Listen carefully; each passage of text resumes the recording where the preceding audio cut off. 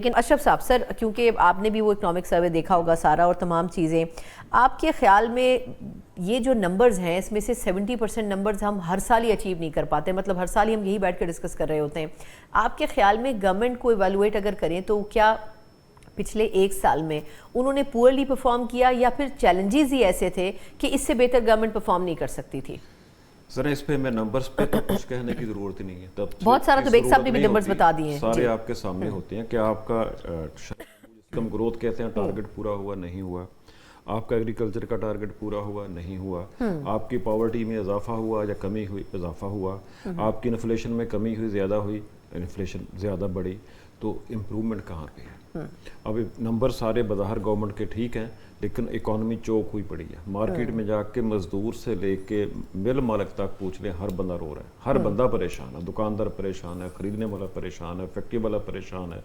اور گورنمنٹ میں پتہ نہیں کہاں سے ساری اچھائی ہے. آج ہمارے کولیگ ہیں، انہوں نے سوال پوچھا کیوں ہر سال ٹارگٹ پورا نہیں ہوتا. انہوں نے اس سوال کا جواب چیئرمین حبیہ نے نہیں دیا، اس رپورٹر کی کریڈیبلٹی کو کوسچن کر دیا کہ تم اس کے ساتھ مل کے سوال پوچھ. سیدھا سوال تھا کہ آپ کا ریونیو کلیکشن کا ٹارگٹ ہر سال کیوں نہیں پورا ہوا؟ بالکل بالکل. انہوں نے اس کا اتنا لمبا جواب دیا، ان کو ٹائم بھی ملا بولنے کا نیشنل ٹی وی پہ آ کے لائیو.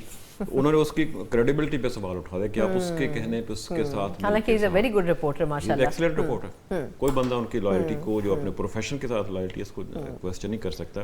بیگ صاحب سوری معذرت کے ساتھ، آپ حکومت کی وہ گرل فرینڈ ہیں جو سارا دن اس کو گالیاں دیتی ہے، شام کو جا کے مرضی کے گفٹ لے کے گڈی گڈی ہو جاتی ہے.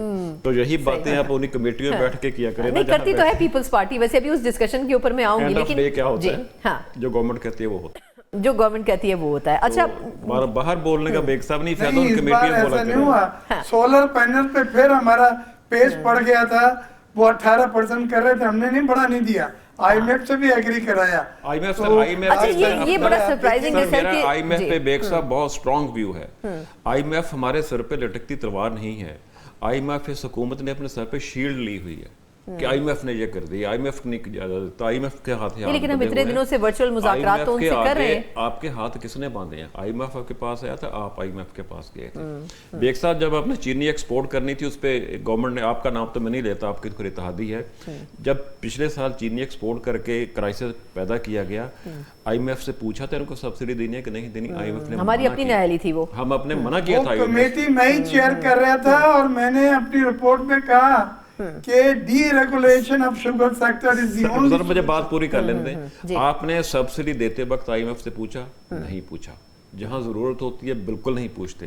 جہاں کور لینا ہوتا ہے عوام کا، وہاں آئی ایم ایف کا نام لے لیتے ہیں، وہاں آئی ایم ایف آ جاتا ہے. اچھا دو تین چیزیں اور بھی ہیں، لیکن میں عاطف صاحب کو بھی ذرا شامل کرنا چاہوں گی. عاطف صاحب ایک تو ایک بڑا ایشو یہ ہے کہ پی ٹی آئی کمیٹیوں میں موجود نہیں ہے، جو کہ ہونا چاہیے. گورنمنٹ کے اوپر ایک چیک ہونا چاہیے. چلے لیکن یہ ایک غلط ڈیسیجن ہے، یا جو بھی پولیٹیکل پارٹی آپ کا ڈیسیجن ہے وہ